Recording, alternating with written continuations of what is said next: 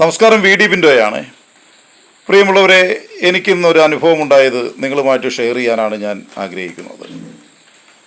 Peravoor government ആശുപത്രിയിലെ പൂളക്കുറ്റിയിൽ നിന്ന് ഒരു പേഷ്യൻറ്റിനെ പേരാവൂർ ഗവൺമെൻറ് ആശുപത്രിയിൽ എത്തിക്കുകയാണ്.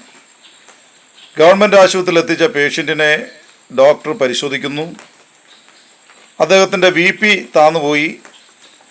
ഉടനെ പരിശോധിച്ചതിന് ശേഷം മരുന്ന് പോലും കുറിക്കാതെ ഡോക്ടർ കൂടെ വന്നവരോട് പറഞ്ഞു, വളരെ പെട്ടെന്ന് ഇവിടെ നിന്ന് കണ്ണൂരിലേക്കോ തലശ്ശേരിയിലേക്കോ നിങ്ങൾ കൊണ്ടുപോകണം.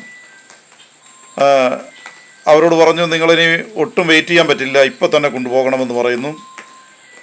ഉടനെ ആംബുലൻസ് വിളിച്ച് ആ പാവം മനുഷ്യരെ ഇവരെ തലശ്ശേരി ഗവൺമെൻറ് ആശുപത്രിയിലേക്ക് കൊണ്ടുപോവുകയാണ്. പോകുന്ന മധ്യേ ബന്ധുമിത്രാദികളെയൊക്കെ വിളിച്ചു പറഞ്ഞു. അവർ മറ്റു പല സൗകര്യങ്ങൾ ഉപയോഗിച്ച് തലശ്ശേരി ഗവൺമെൻറ് ആശുപത്രിയിലേക്ക് എത്തുകയാണ്.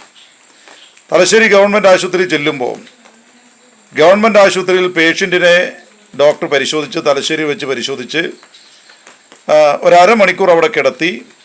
അതിനുശേഷം പേഷ്യൻറ്റിന് ഭക്ഷണമൊക്കെ കഴിച്ച് ആരോഗ്യവാനായി ഇവിടെ നിന്ന് ആംബുലൻസിൽ പോയ പേഷ്യൻ്റ് അരമണിക്കൂർ കൊണ്ട് ഭക്ഷണം കഴിച്ച് തിരിച്ച് ആശുപത്രിയിൽ നിന്ന് തലശ്ശേരിയിൽ നിന്ന് ബസ്സിന് കയറി വീട്ടിലേക്ക് പോകാനുള്ള അവസരം ഉണ്ടാവുകയാണ്.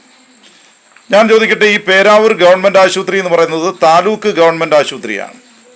ഈ താലൂക്ക് ഗവൺമെൻറ് ആശുപത്രിയിൽ ഒരു BP താന്നു പോയാൽ അതിനുള്ള ട്രീറ്റ്മെൻറ്റ് ചെയ്യാനുള്ള സൗകര്യം ഇല്ലേ? അവിടെ ഇരിക്കുന്നവരൊന്നും ഡോക്ടർമാരല്ലേ? എന്തിനാണ് ഇവർക്കൊക്കെ ശമ്പളം കൊടുക്കുന്നത്? ഇത് ബന്ധപ്പെട്ട ആളുകളും പൊതുസമൂഹവും ചർച്ച ചെയ്യണം എന്ന് ആഗ്രഹിച്ചുകൊണ്ടാണ് ഞാൻ ഈ വീഡിയോ ചെയ്യാൻ വേണ്ടി ആഗ്രഹിക്കുന്നത്.